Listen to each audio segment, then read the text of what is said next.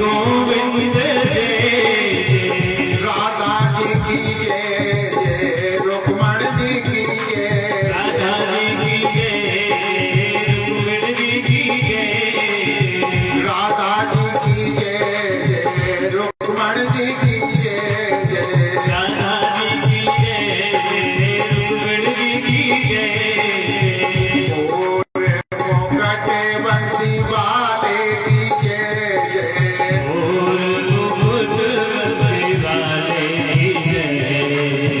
गोविंद जय जय गोपाल जय जय गोविंद जय गोपाल जय राधा रमण हरि गोविंद जय जय राधा रमण हरि गोविंद जय गोविंद जय जय बोलो गोपाल जय जय गोविंद जय जय गोपाल जय गोविंद जय जय बोलो गोपाल जय जय गोविंद जय जय गोपाल जय राधा रमण हरि गोविंद जय जय राधा रमण हरि गोविंद जय राधा रमण हरि गोविंद जय जय राधा रमण हरि गोविंद जय गोविंद जय जय गोपाल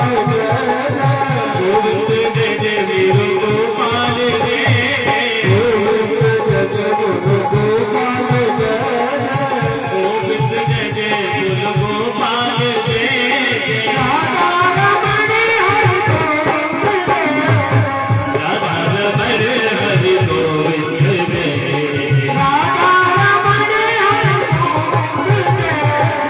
राधा रमण हरि गोविंद जय गोविंद जय गोपाल जय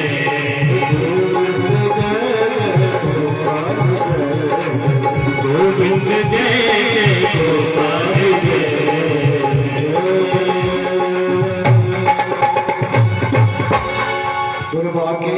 हरियाण की जय बोल गोविंद भगवान की जय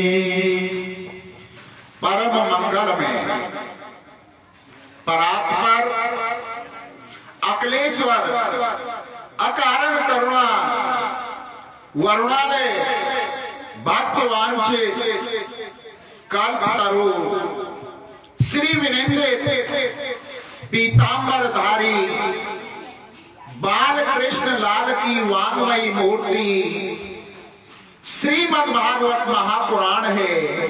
बोलो श्रीमद् भागवत महापुराण की जय हो बोलो सुखदेव जी महाराज की जय हो बोलो परीक्षित जी महाराज की जय हो बोलो गौ माता की जय हो बोलो बस्ती माता की जय हो बोलो गंगा मैया की जय हो बोलो जमुना मैया की जय हो बोलो बागेश्वर धाम की जय हो बोलो सन्यासी बाबा की जय हो बोलो दादा गुरु की जय हो बोलो अपने अपने मताई बाप की जय हो बोलो दादी आशा माई की जय हो बोलो भवानी बाबा की जय हो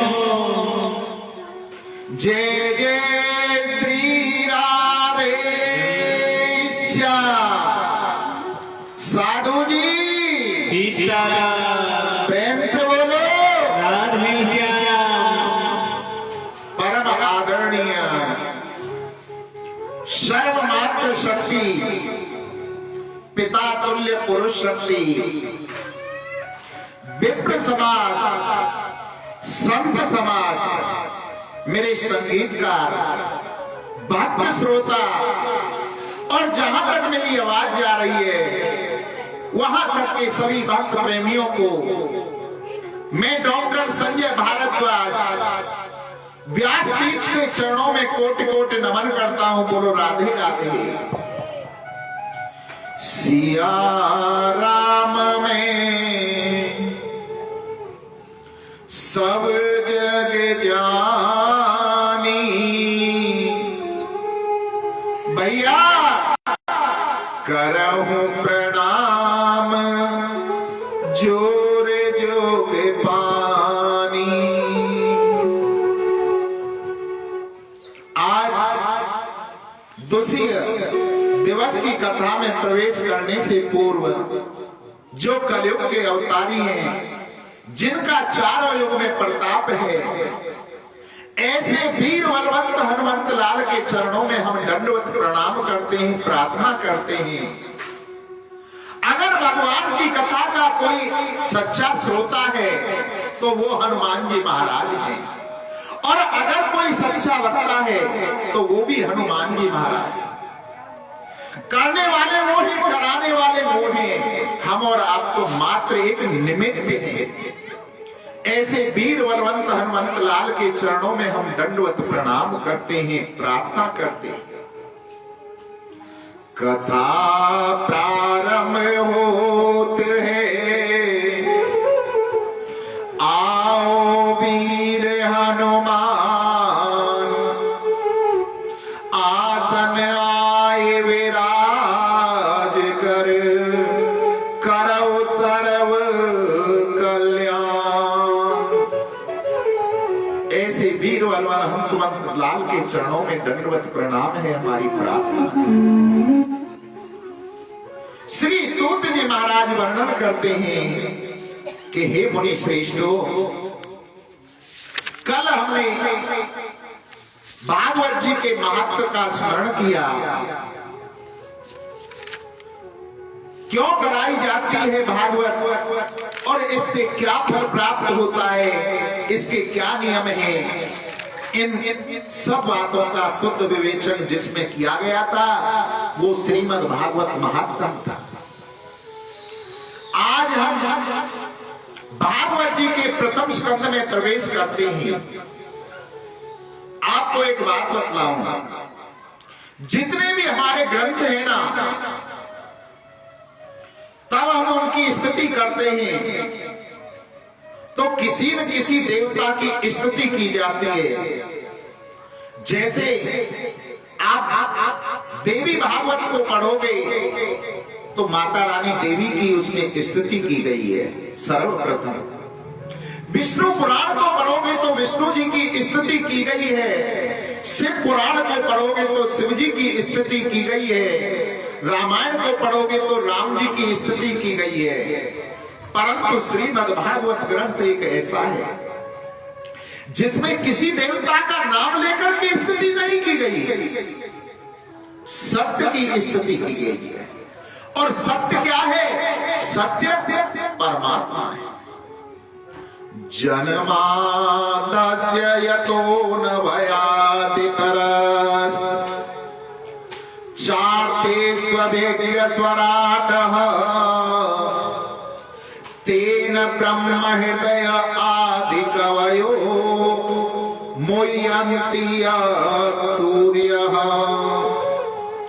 तेजो वारी मृदा यथा विनिमयो यत्र त्रिसर्गो मृषा धामना स्वनेन सदा निरस्तकुहकम् सत्यम परम धीमहि।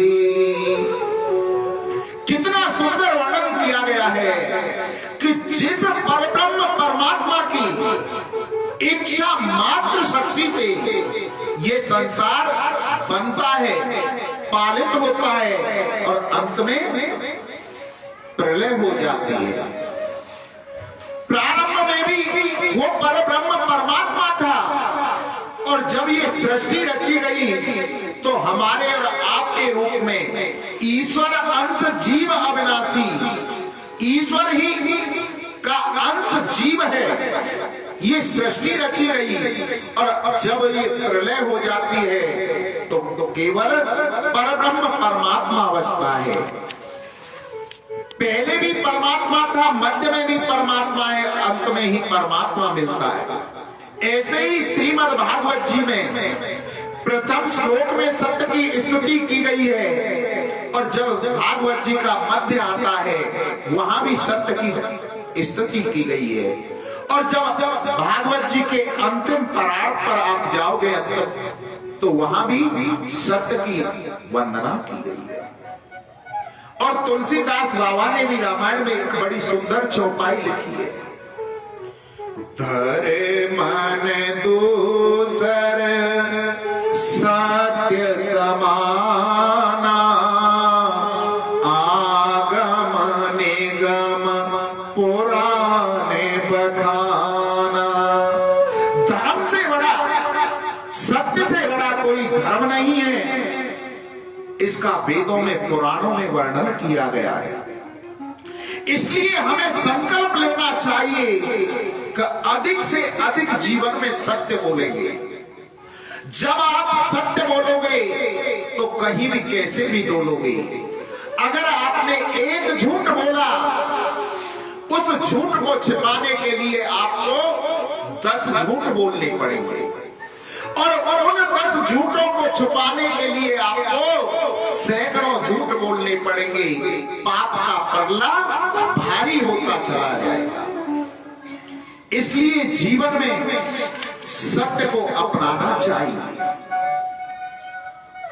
सत्य ही जीवन का आधार है। प्रेम से बोलो सीताराम। अब ये भागवत जी हमको कहां से प्राप्त हुई, इसका वर्णन करते हैं। निगम कल्प तरोर गलितम फलम, सुख मुखाद मृत तिब संयोगम, पिबत भागवत रसम, माल्यम बहुरसिका भुवि भावुका। प्यारे सज्जनों, निगम कहते हैं वेद को। जो वेदों का पका हुआ फल है ना, उसको हम श्रीमद् भागवत कहते हैं। अब ये फल हमको कैसे प्राप्त हुआ? सुख मुखा, सुख माने तोता। तोते का जब मुख लगा तो वो फल हमको प्राप्त हुआ। आपको एक बात और बतलाऊं, आप कभी भी जीवन में अनुभव करना कि जिस फल को तोता अपना मुंह लगा देता है ना, वो फल कभी कड़वा या खट्टा नहीं होता। वो फल अति प्रिय मीठा होता है। या तो तोता उसी फल को मुंह लगाता है जो फल मीठा होता है, या फिर आप ये समझ लीजिए कि तोता का मुख लगने से वो फल मीठा हो जाता है। जब सुखदेव जी का इसमें मुख लगा तो ये श्रीमद् भागवत इतना मीठा हो गया, हमारे जीवन में आया कि इसने हमारे जीवन को धन्य कर दिया। पिबत भागवतम रसम माल्यम, कथाकार ने यहां लिखा है पिबत भागवतम रसमाल्यम। भागवत पी तो नहीं जाती है, भागवत तो सुनी जाती है। तो भागवताकार को लिखना चाहिए था श्रृणतम भागवतम रसमाल्यम, परंतु उसने सुनना नहीं लिखा, पीना लिखा। और जो वस्तु पी जाएगी वो हृदय में उतरेगी। ये तो साफ बात है। यहां एक संत का मत है। एक संत थे, उन्होंने 2 मूर्तियां बनवाई। दोनों मूर्तियों का आकार एक जैसा था और उन्हें नुमाइश के लिए बाजार में ले जाकर के रख दिया। कहा कि इनकी परीक्षा करो, इनमें एक मूर्ति तो 1000 रुपए की है और एक मूर्ति 10,000 रुपए की है। सब कहने लगे जो 1000 रुपए की मूर्ति है वो पीतल की होगी और जो 10,000 की है वो सोने की होगी। बोले नहीं, दोनों ही मूर्तियां पीतल की हैं। अब तो व्यक्ति अचंभे में रह गए। वहीं उसी मंडली में एक संत बैठे हुए थे। उन संतों ने कहा कि मैं इसका परीक्षण करता हूं। उन्होंने एक सूतली ली और उसमें बल दिए, बल देकर उसे बटा, वो सूतली टाइट हो गई। एक मूर्ति के कान में इधर से डाली और इधर से निकल गई। बोले ये आपकी मूर्ति 1000 रुपए की है। बोले सत्य कहा, जिस बात को हम सुनेंगे वो बात इधर से सुन करके इधर से निकल जाती है। दूसरी सूतरी उठाई, उसमें बल दिए, उसमें रस्सी को बटा, जब वो टाइट हो गई उसे घुसाना प्रारंभ किया कान से दूसरी मूर्ति में, तो उसकी आकृति ऐसी थी कि वो अंदर से मुड़ी हुई उधर में पेट में जा रही थी, हृदय में जा रही थी। रस्सी को घुसाते रहे, मूर्ति के अंदर बहुत बड़ा उधर में स्थान बना हुआ था, वहां इकट्ठी होती रही। बोले ये मूर्ति आपकी 10,000 रुपए की है। तो भागवत को कभी सुनो मत, भागवत को पियो, रसा अमृत लीजिए, अपने हृदय में उतारिए। रामचरित जे सुनत अगाई, रस विशेष जाना तिन नाही।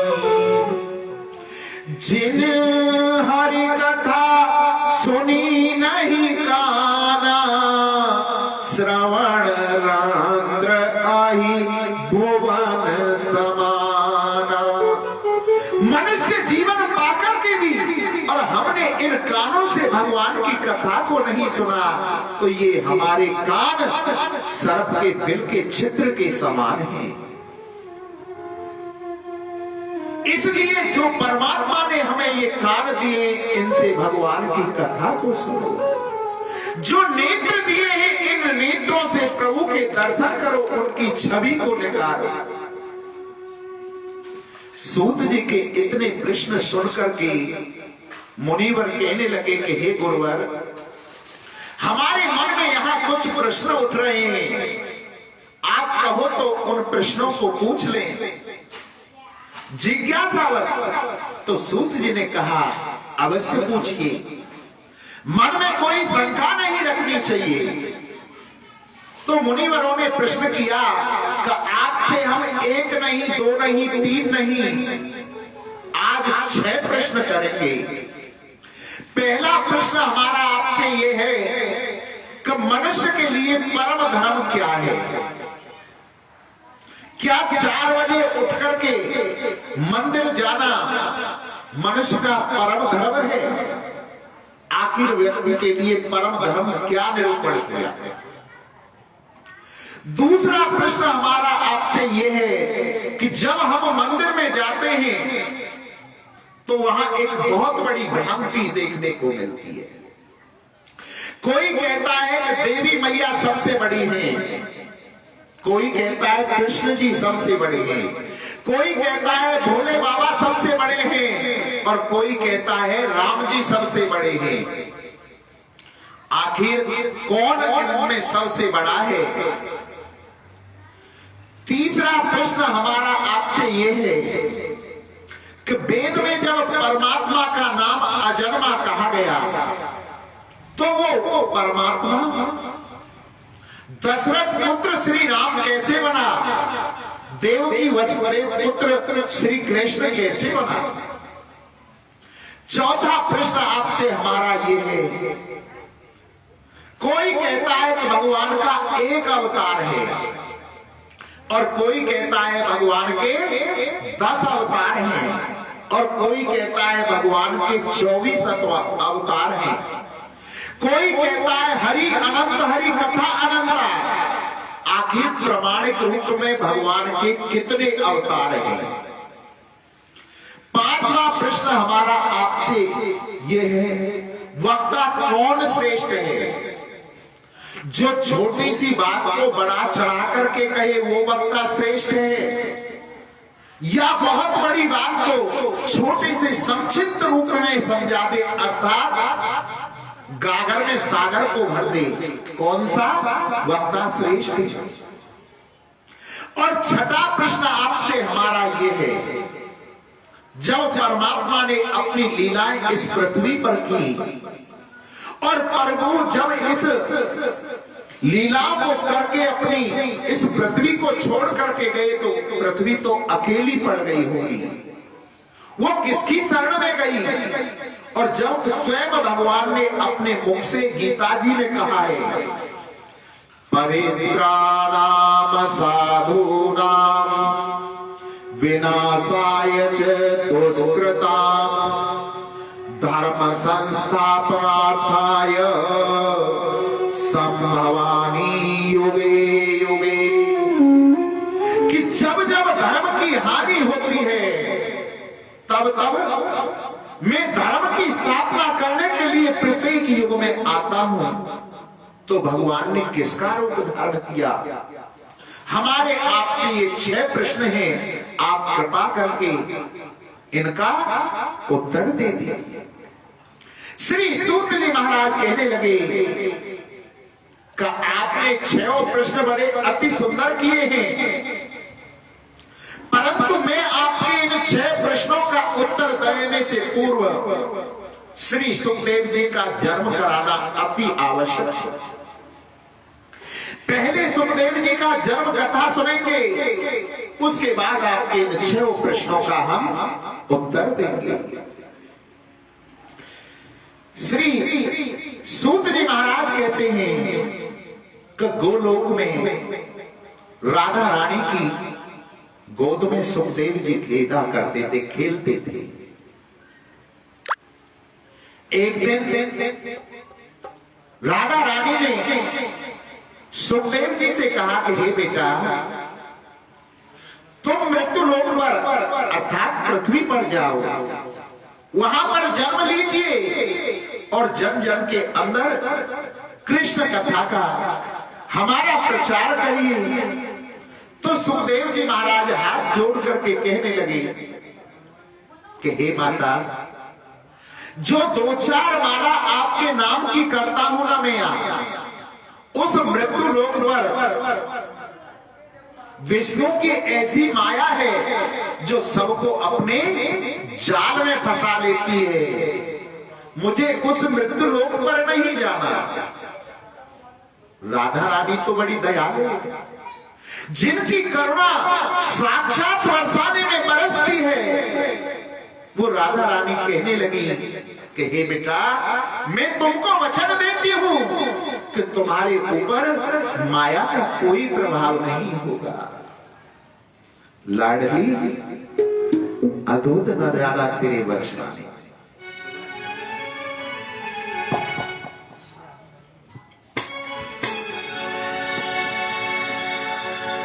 लाडली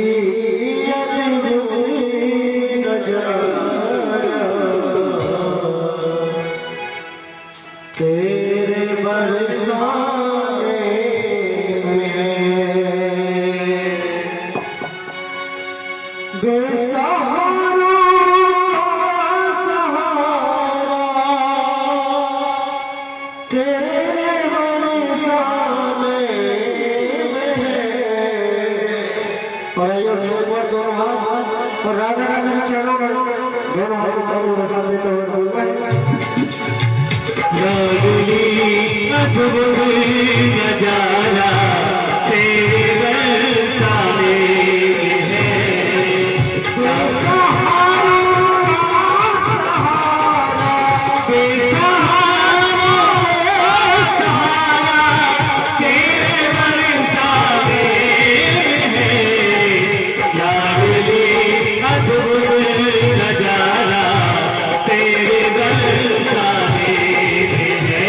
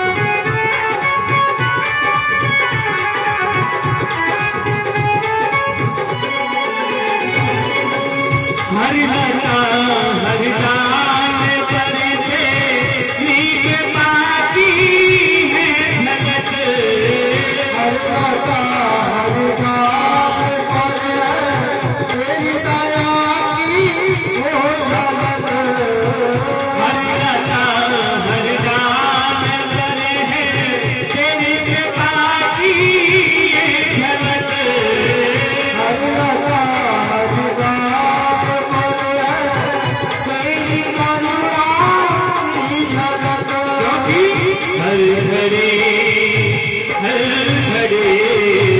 हर घड़ी यसुमती दुलारा तेरे बरसाने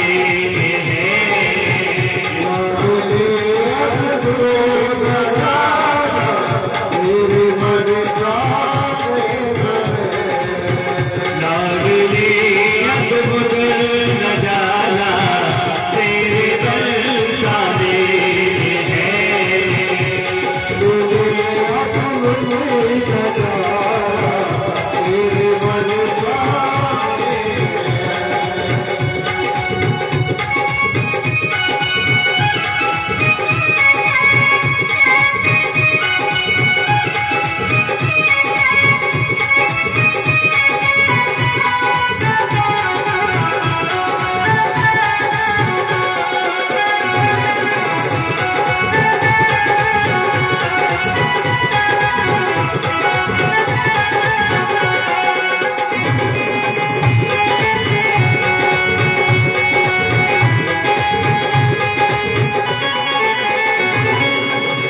अब कहाँ जाऊं किशोरी तेरे दर को छोड़ के अब कहाँ जाऊं किशोरी तेरे दर को छोड़ के अब कहाँ जाऊं किशोरी तेरे दर को छोड़ के अब कहाँ जाऊं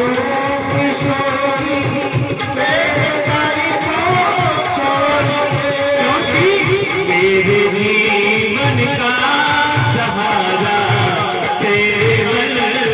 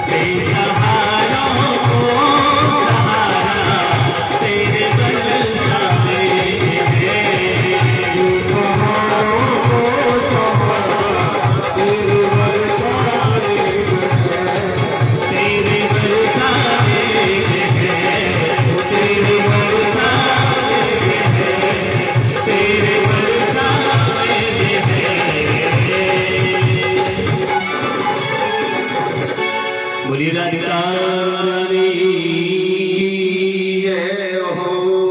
बोलो वृंदावन माँ की बिहारी लाल की की जय जय श्री राधे श्याम। साधु जी सीताराम सीताराम प्रेम से बोलो राधे श्याम राधे श्याम। श्री सूत जी वर्णन करते हैं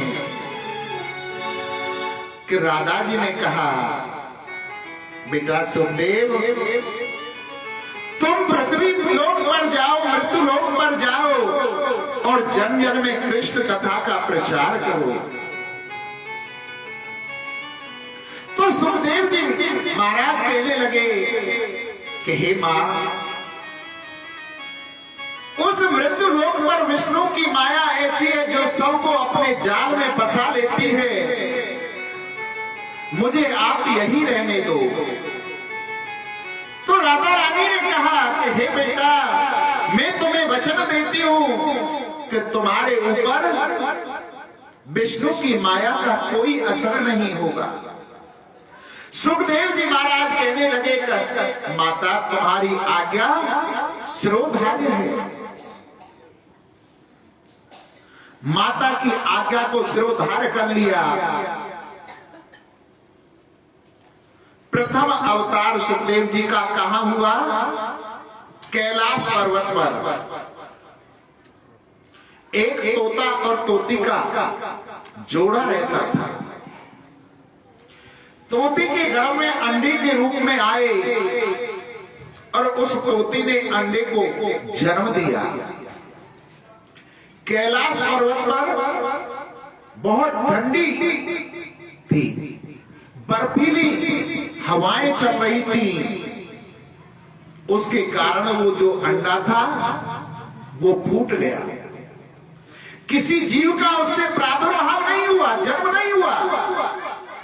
तोती ने जन्म दिया और अंडा कुछ समय बाद ही फूट गया। जब तोता तोती ने देखा कि हमारा तो अंडा फूट गया और यहाँ बड़ी ठंडी पड़ रही है, बर्फीली हवाएं चल रही हैं, तो यहाँ रहने से क्या फायदा, हमारा भी प्राणांत हो जाएगा। तोता तोती का जोड़ा वहां से उड़ जाता है। श्री सूत जी वर्णन करते हैं कि नारद जी अपने मन में सोचने लगे कि देखो, माता राधा रानी ने सुखदेव जी का जन्म कराना चाहा था और जन्म हुआ नहीं, अंडा पहले ही फूट गया। सुखदेव जी का जन्म कराना अति आवश्यक है। फिर नारद जी मन में सोचने लगे कि मेरे कारण मेरे पिता माता ब्रह्मा जी और ब्रह्माणी में कई बार झगड़ा हो चुका है। बैकुंठ धाम में गया हूं तो नारायण और लक्ष्मी जी का भी झगड़ा हो गया। अब के कैलाश पर्वत चलता हूं। नारद जी कैलाश पर्वत के लिए चल दिए। वहां पर कौन रहते थे? भोले बाबा और मां पार्वती। भोले बाबा तो अपनी तपस्या पर बैठे हुए थे और माता पार्वती घर पर अकेली थी। नारद जी जब वहां पहुंचे तो माता पार्वती ने नारद जी का बड़ा स्वागत किया कि आओ संत महात्मा हमारे द्वार पर आने, अहो भाग्य हमारे। नारद जी क्या बात है, आजकल तुम आते नहीं हो। नारद जी कहने लगे, मैया क्या बतलाऊं, स्वार्थ लाग करें सवरीति, कि सब स्वार्थ से प्रीत करते हैं मैया। सुर नर मुन जन की है रीति, स्वार्थ लाग करें सब प्रीति। सब स्वार्थ से प्रीत करते ही, चाहे तो कोई सुर हो, नर हो, मुनि हो, गृहस्थी हो, सब स्वार्थ के कारण प्रीत करते हैं। इसलिए मैया कहीं जाने का मन नहीं करता है।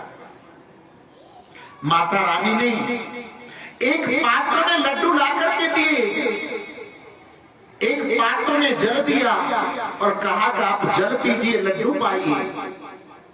नारद जी लड्डू पाने लगे तो माता पार्वती कहने लगी कि हे नारद जी, आपसे एक बात कहूं, सब स्वार्थ से प्रीत करते होंगे, परंतु हमारे जो भोले बाबा है ना, वो हमसे निस्वार्थ प्रीत करते हैं, कोई स्वार्थ नहीं है, बहुत प्रेम करते हैं हमसे। माता पार्वती के वचन सुनकर नारद जी कहने लगे, मैया ये तो बड़ी अच्छी बात है जो भोले बाबा तुमसे प्रेम करते हैं। बोले हाँ, जो गुरु मंत्र होता है ना, वो कभी किसी को नहीं बताया जाता, परंतु भोले बाबा हमसे इतना प्रेम करते हैं कि उन्होंने अपना गुरु मंत्र भी हमें बता दिया। और इतना ही नहीं,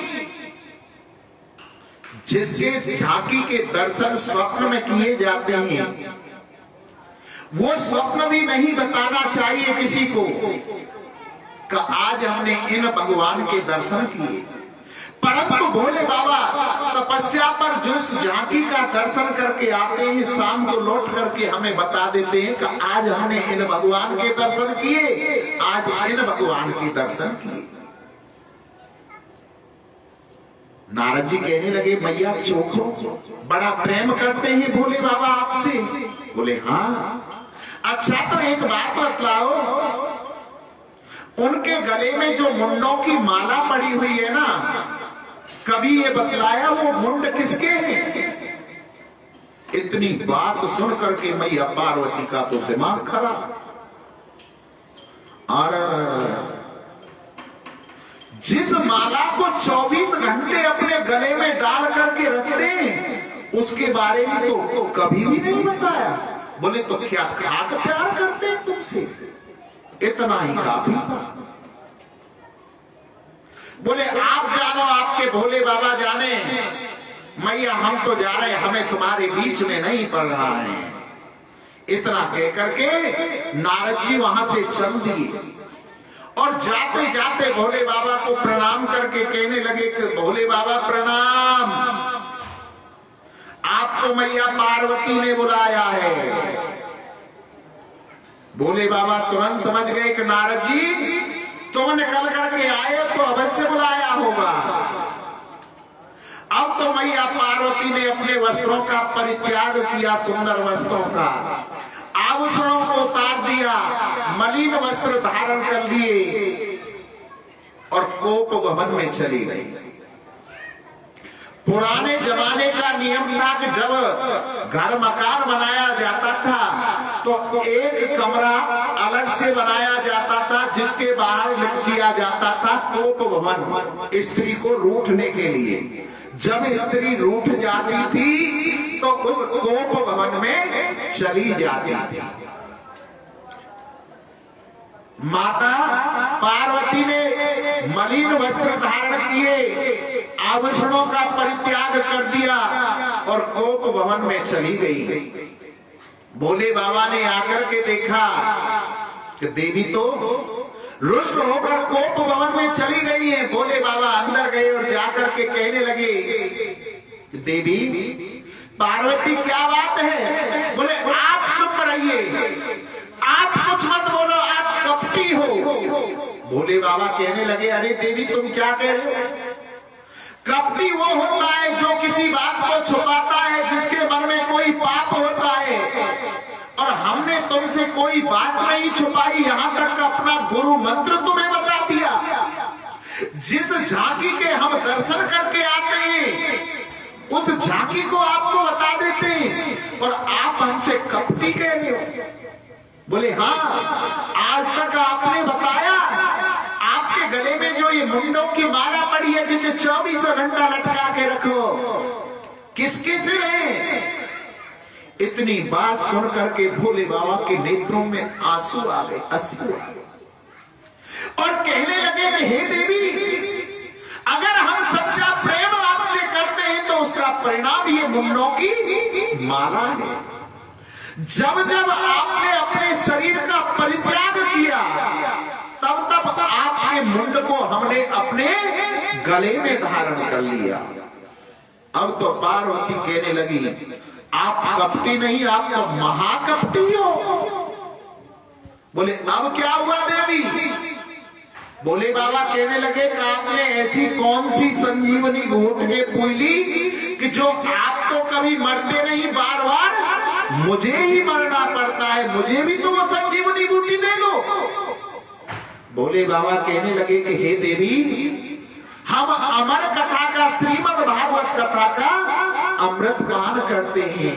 अब तो माता पार्वती हाथ जोड़ करके कहने लगी कि हे प्रभु, उस अमर कथा को, उस भागवत कथा को आप हमें भी श्रवण कराओ ना, हमें भी सुनाओ ना।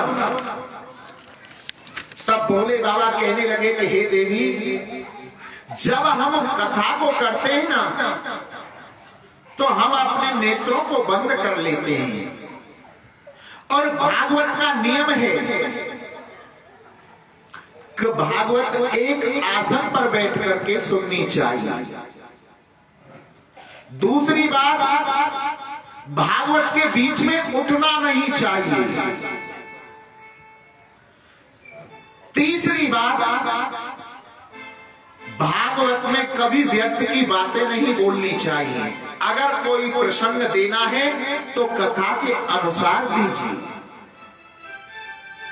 और हम तो नेत्र बंदे कर लेते हैं तो हमें पता नहीं रहता श्रोता सुन रहा है कि नहीं, आप कथा सुन रही हो कि नहीं, हमें कैसे पता पड़ेगा। तो माता पार्वती कहने लगी कि स्वामी, जब जब आप विश्राम लोगे वहां वहां मैं हुंकरा भरती रहूंगी, हूं कहती रहूंगी। बोले ठीक है। भोले बाबा एक आसन पर बैठ गए और सामने एक आसन बैठा दिया। किसके लिए? माता पार्वती के लिए। माता पार्वती सामने बैठ गई। भोले बाबा ने कथा प्रारंभ की। कैलाश पर्वत पर कौन कौन है? माता पार्वती, भोले बाबा और वहां टूटा हुआ एक अंडा पड़ा हुआ है जिसे तोता तोती छोड़ करके चले गए थे।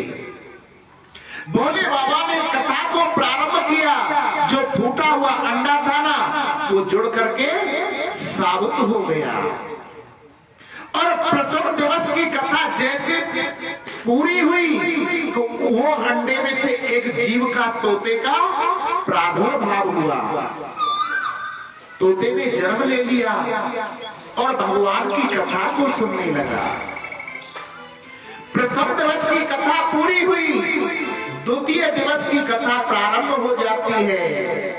भगवान की कथा को वो तोता भी सुन रहा है और मां पार्वती भी सुन रही है। जहां जहां विश्राम आता है वहां वहां मां पार्वती हुंकरा भरती जाए। 4 दिवस की कथा पूरी हो गई। कृष्ण जन्म हो गया। पंचम दिवस की कथा में जैसे ही प्रवेश किया, माता पार्वती की निद्रा लग गई। मैत्री संवाद जैसे ही प्रारंभ हुआ कि माता पार्वती को नींद लग जाती है। अब तोते ने देखा कि माता तो सो गई और वो कथा जो भोले बाबा ने मां पार्वती को सुनाई थी, आजकल की कथा की तरह नहीं सुनाई कि 4 घंटे आज सुना दी और 4 घंटे कल। प्रथम दिवस की कथा 24 घंटे निरंतर चली थी। 24 घंटे में एक दिन की कथा पूरी हुई और दूसरे दिन की कथा तुरंत प्रारंभ हो गई। ऐसे करते करते 4 दिन बीत गए थे। 5वें दिन में जैसे ही प्रवेश किया, शरीर थकान मान गया और माता पार्वती की नींद लग जाती है। तोता ने देखा कृष्ण जन्म हो गया, बड़ा आनंद कथा में आ रहा था और मैया पार्वती सो गई। अगर हुंकरा नहीं भरे गए तो भोले बाबा बंद हो जाएंगे और कथा बीच में ही अधूरी रह जाएगी। अब जहां जहां भोले बाबा विश्राम लेते हैं वही वही वो हुंकरा भर रहा है। जैसे माता पार्वती हूं कर रही थी, वैसे ही वो तोता भी आज हुंकरा भर रहा है। हूं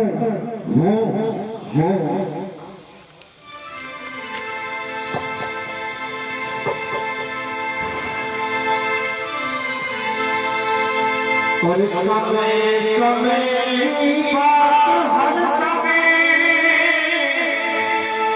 और नहीं किसी का होगा। और कथा सुनाई शिव शंकर, उमा के पर गए सोता। और ऐसे नहीं बैठना है, दोनों हाथों से ताली में सेवा करना है। कहना है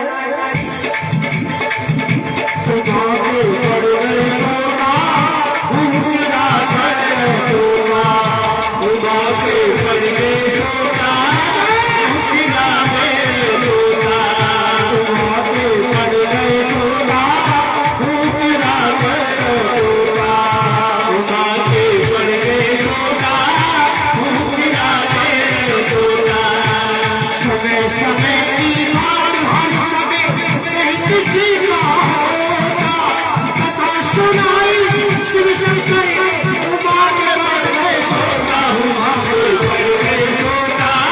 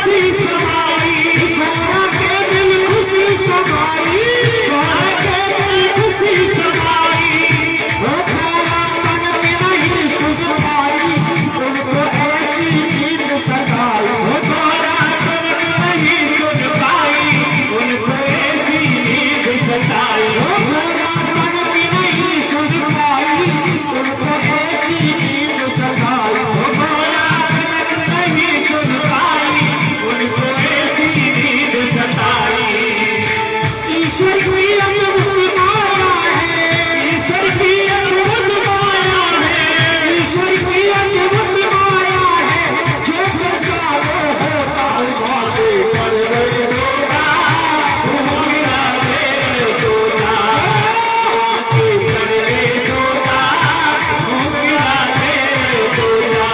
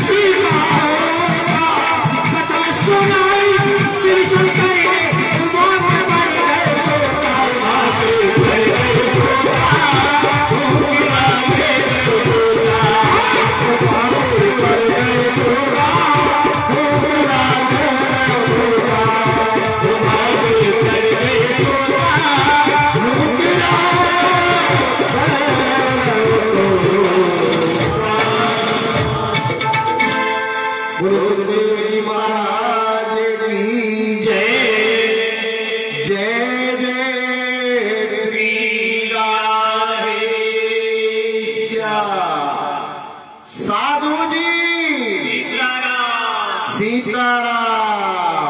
प्रेम से बोलो राधे श्याम। राधे श्याम। पांचवें दिन की कथा में जैसे ही भोले बाबा ने प्रवेश किया है, माता पार्वती सो जाती हैं और माता पार्वती की जगह वो तोता भूखरा बनने लगा। हूं हूं हूं। और जैसे ही सप्त दिवस की कथा पूरी हुई और मेरे भोले बाबा ने जयकारा लगाया, बोलो बाल कृष्ण कन्हैया लाल की जय हो। तो मैया पार्वती की नींद खुल गई। हाथ जोड़ करके कहने लगी, भोले बाबा आगे सुनाओ ना। बोले आगे का सुनाओ, कथा तो पूरी हो गई। बोले पूरी है, हमने तो कृष्ण जन्म तक ही सुन पाए, वाते आगे तो हमने सुनी नहीं। बोले फिर हुकरा कौन भर रहा था? इधर उधर देखा, अपने आसन से खड़े हो गए तो उनके पीछे तोता बैठा हुआ था। बोले इसने हुकरा भरे। भोले बाबा को क्रोध आ गया, अपना त्रिशूल उठा लिया और पार्वती से कहने लगे कि मैं इसे जीवित नहीं छोड़ूंगा, क्योंकि इसने विद्या की चोरी की है। अगर ये कथा को सामने बैठ करके सुनता मुझे कोई आपत्ति नहीं थी, क्योंकि सामने बैठ करके कथा सुनी जाती है, व्यासपीठ के पीछे से कथा नहीं सुनी जाती। अब तो त्रिशूल को ले लिया कि इसे जीवित नहीं छोड़ूंगा।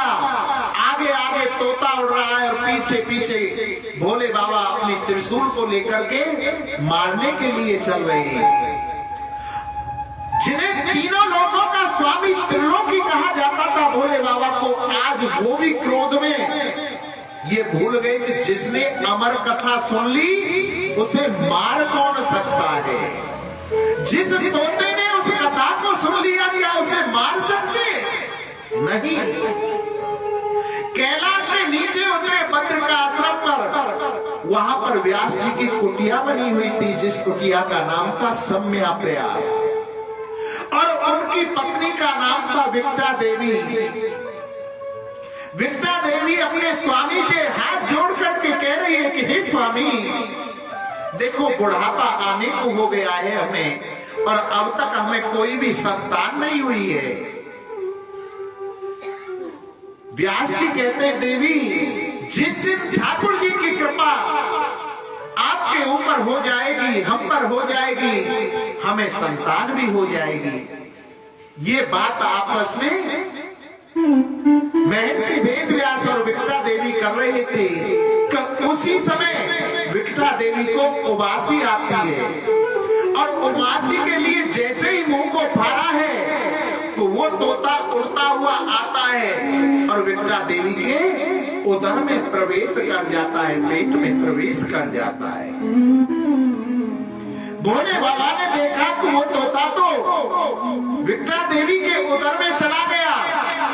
अब स्त्री पर अपने त्रिशूल को कैसे चलाए भोले बाबा?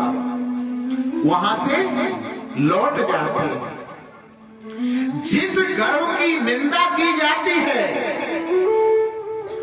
गर्व के बराबर मनुष्य को दुख और सुख जीवन में नहीं, भूतो न भविष्यति, कभी नहीं भोगता। जिसे नरक कहा गया है, उस गर्व को भी सुखदेव जी महाराज ने मंदिर बना लिया।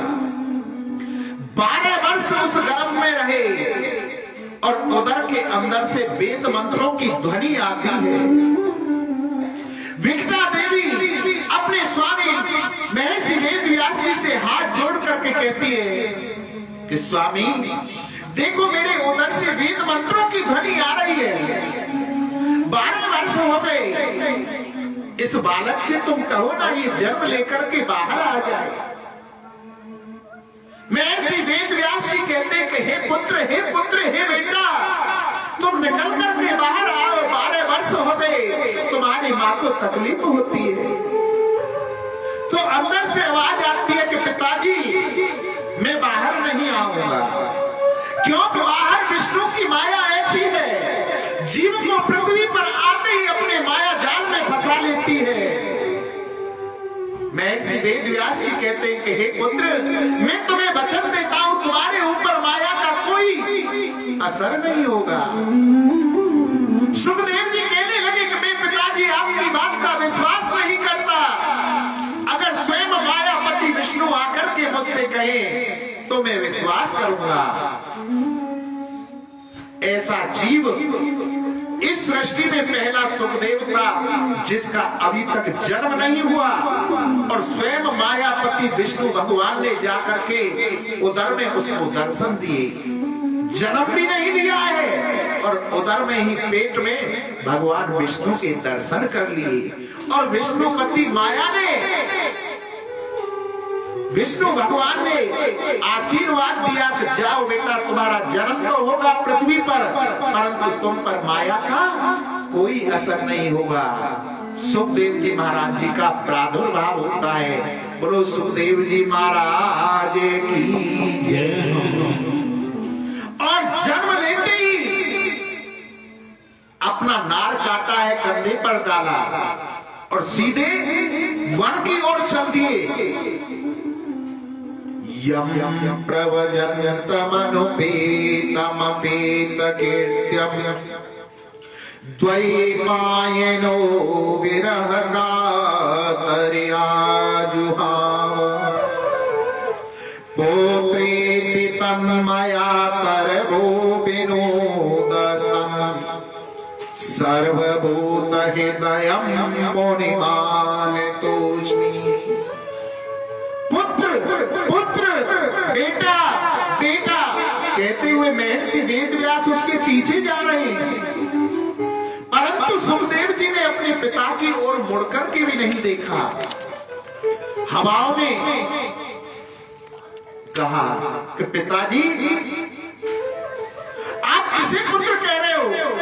जब कितनी बार मैं आपका पुत्र बना हूं और आप मेरे पिता बने हैं, किसी जन्म में आप मेरे पुत्र रहे होंगे। मुझे इस चक्कर में माया के में नहीं पड़ना है। मेरा जन्म केवल भगवान के भजन के लिए हुआ है, इसलिए मैं वन में जा रहा हूं। सुखदेव जी वन में चले जाते हैं और तपस्या पर बैठ जाते।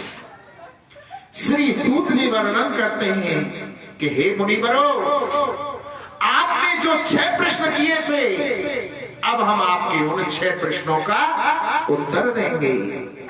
सेवै पुंसा परो धर्मो यथो भक्ति रतो छदे अहेतुक्य प्रतिहता ययात्मा समप्रसीदति। श्री सूत जी महाराज मुनियों के उन 6 प्रश्नों का उत्तर देते हैं। पहला प्रश्न था कि मनुष्य के लिए परम धर्म क्या है। श्री सूत जी महाराज वर्णन करते हैं कि मनुष्य के लिए परम धर्म है कि हमारा मन परमात्मा के गोविंद के चरणों में लगे। हमारी भक्ति निष्काम भक्ति होनी चाहिए। जिस भक्ति में कोई कामना ना हो उस भक्ति को निष्काम कहा गया, वो सर्वोत्तम भक्ति बतलाई। अगर किसी कामना से आपने भक्ति की, प्रभु आपकी कामना को पूर्ण करके अपनी कृपा को वही रोक लेते हैं। आपने जितना मांगा उतना देकर अपनी कृपा को रोक लेते हैं। और जहां निष्काम भक्ति होती है ना, प्रभु आपके ऊपर इतनी करुणा बरसाते हैं, इतनी दया बरसाते हैं, आप सोच नहीं सकते, संभाल नहीं सकते। प्रभु इतनी अपनी कृपा आपके जीवन पर बरसाते हैं। इसलिए हमारी भक्ति ऐसी हो जिसमें कोई कामना ना हो, निष्काम भक्ति सर्व परम धर्म बतलाया है मनुष्य के। दूसरा प्रश्न था कि जब हम मंदिर में जाते हैं तो वहां बड़ी विचित्र बात देखने को मिलती है। कोई कहता है देवी मैया बड़ी, कोई कहता है भोले बाबा बड़ा, और कोई कहते हैं राम जी बड़े, और कोई कहते हैं कृष्ण जी बड़ी। श्री सूत जी वर्णन करते हैं कि हे मुनिवरों, निंदा कभी किसी देवता की मत करो, श्रद्धा भाव से सबको पूजो, परंतु निष्ठा अपने एक इष्ट में रखो। जो तुम्हारा इष्ट है उसी को मानिए। यथा योरमूले निसेचना तृप्तन्ति ततस्कन्धभुजो परास्पर।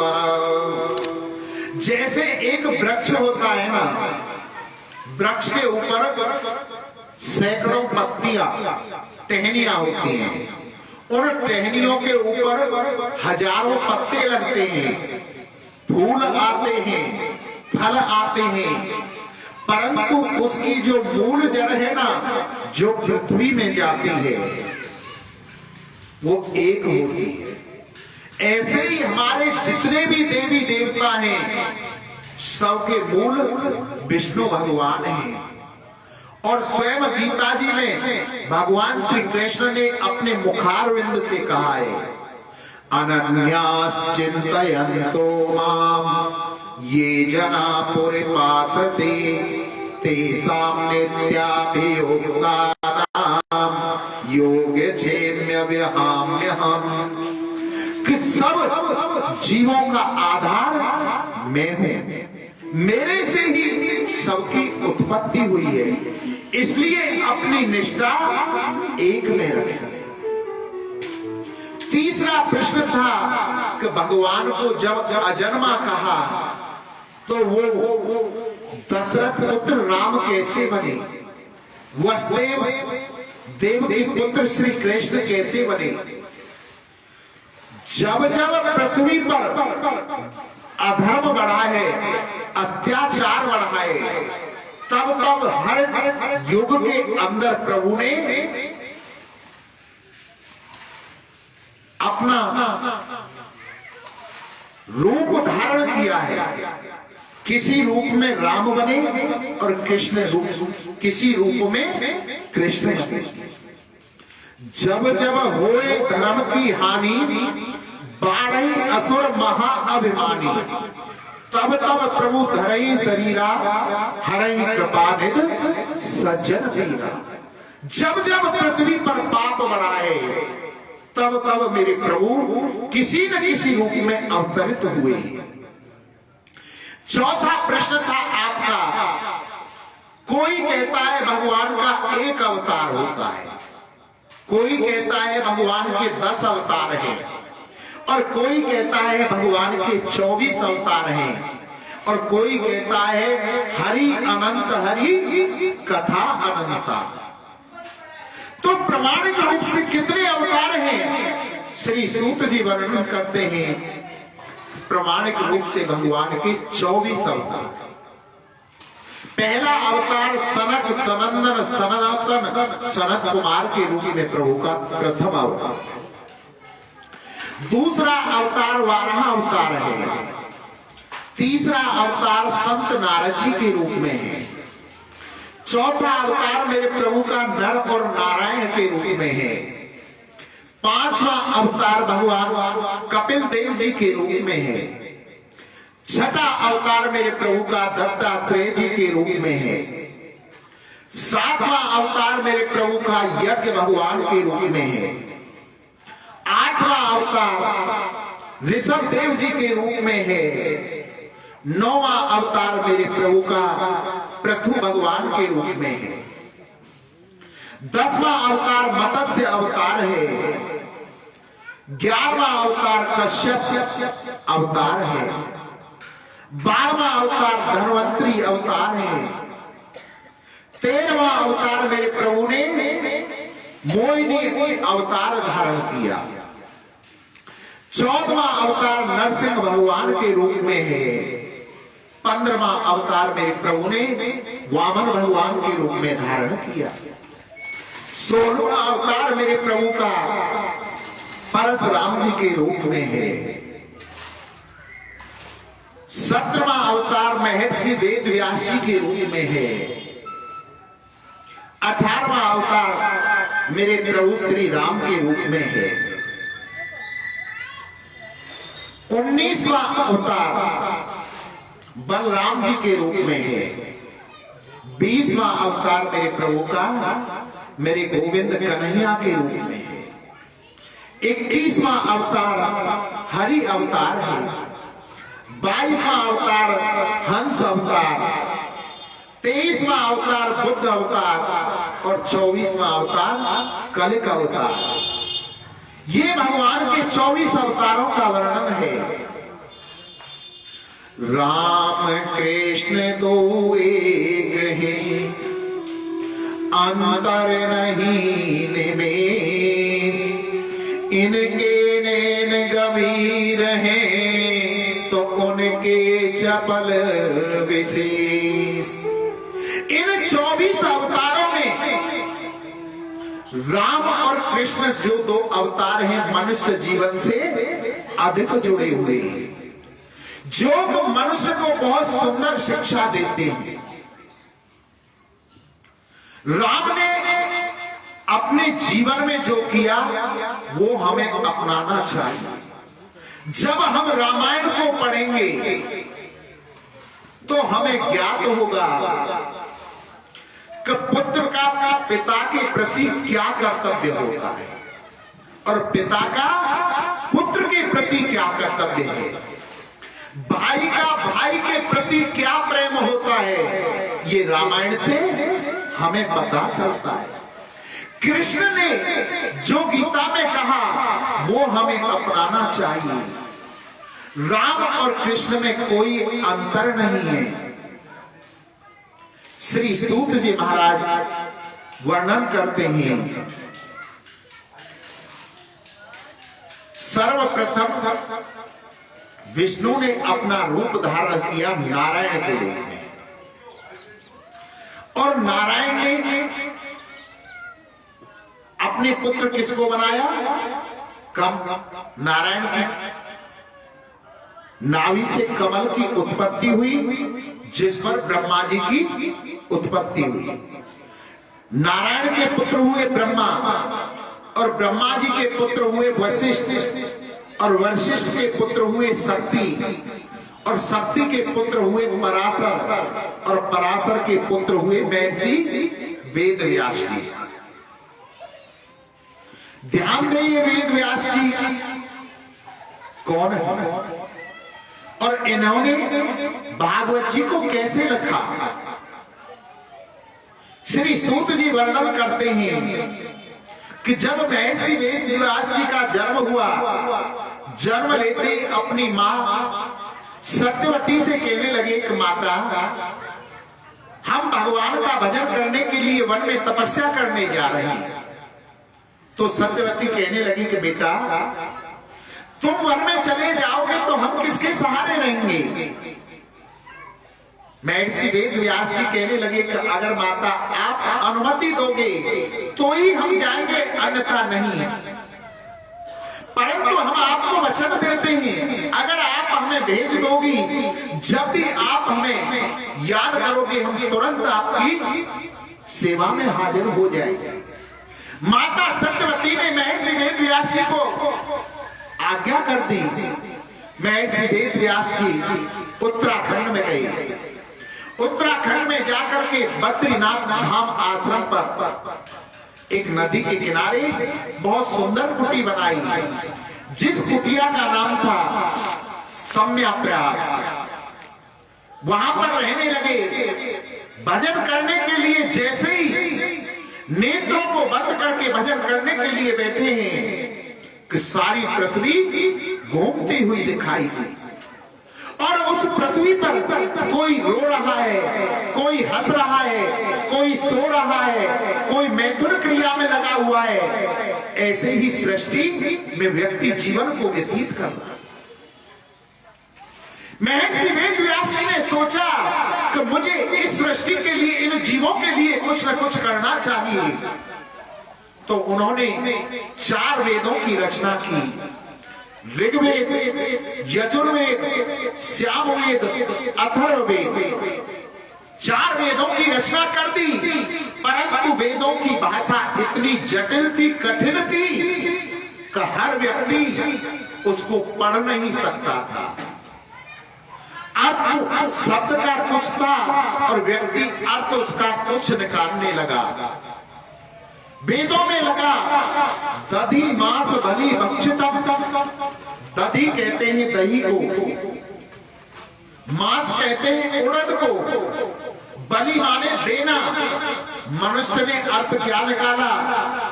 जीवों को बलि दी जाए, जीवों को मारने लगा, देवी देवताओं को काट काट करके पशु पक्षियों को चढ़ाने लगा अपने स्वाद के लिए, और अत्याचार होने लगा। महर्षि वेद व्यास जी को मन में क्षुधा हुई कि मैंने जीवों का कल्याण करना चाहा, परंतु यहां तो अर्थ का अनर्थ निकाल लिया। जीव ने और पाप करता जा रहा है, जीव हत्या कर रहा है। 18 पुराणों की रचना की, परंतु मन में फिर भी संतोष नहीं। आखिर में करूं तो करूं क्या इस संसार के लिए, जिससे कि इन्हें मुक्ति का मार्ग मिल जाए। बड़ी शोक अवस्था में बैठे हुए थे कि उसी समय वहां पर नारद जी आ जाते हैं। और नारद जी ने महर्षि वेद व्यास जी को देखा कि निराश अवस्था में बैठे हुए, तो कहने लगे, बाबा तुम इतने निराश क्यों बैठे हो? महर्षि वेद व्यास जी प्रणाम करके कहने लगे कि हे संत नारद, क्या करूं? मैंने 4 वेदों की रचना की, 18 पुराणों की रचना की, तो मनुष्य का कल्याण हो, उसे भक्ति मिले, उसे मुक्ति मिले, परंतु मनुष्य ने अर्थ का अनर्थ निकाल लिया। अभी मेरा ही मन संतुष्ट नहीं है तो जीवों का क्या कल्याण होगा? नारद जी ने कहा, महर्षि वेद व्यास जी, आपको मैं शतश्लोकी भागवत प्रदान करता हूं। नारायण ने वो शतश्लोकी ब्रह्मा जी को दी, और ब्रह्मा जी मेरे पिताजी हैं। ब्रह्मा जी ने मुझे प्रदान किए और मैं आपको प्रदान करता हूं, आप उसका विस्तार करिए। महर्षि वेद व्यास कहने लगे, कितना लिखूं, कितना करूं? अब मुझ पर बुढ़ापा आ गया, मुझ पर नहीं लिखा जाता, अब नहीं लिख सकता। तब कहने लगे नारद जी कि हे महर्षि वेद व्यास जी, आज आपके ऊपर एक संत की कृपा हो रही है। तो महर्षि वेद व्यास जी पूछने लगे, संत कृपा ऊंची होती है कि गुरु कृपा या भगवान की कृपा ऊंची होती है? बोले, संत गुरु की कृपा ऊंची होती है भगवान की कृपा से। करता ना कर सके, गुरु करे तो होए, 3 लोक 9 खंड में गुरु से बड़ा कोई। और किसी संगीतकार ने लिखा है, गुरु गोविंद दो खड़े, काके लागू पाए, बलिहारी गुरु आपने, जो गोविंद दियो मिलाए। गुरु के अंदर तो इतनी शक्ति है कि गुरु के दिए हुए एक मंत्र से व्यक्ति, उसे चाहे घर में भजले, चाहे मंदिर में भजले, चाहे जंगल में भजले, उस दिए हुए गुरु मंत्र का एक शब्द व्यक्ति के जीवन को तार देता है, व्यक्ति को परमात्मा से मिला देता है। हमारे गुरुदेव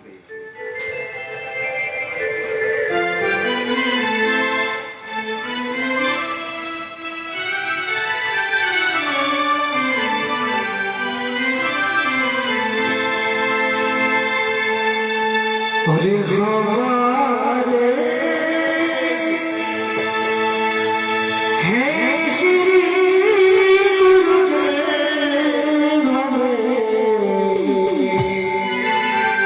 किस बात की चिंता। आइए सभी अपने गुरु के चरणों में प्रणाम करते चलिए।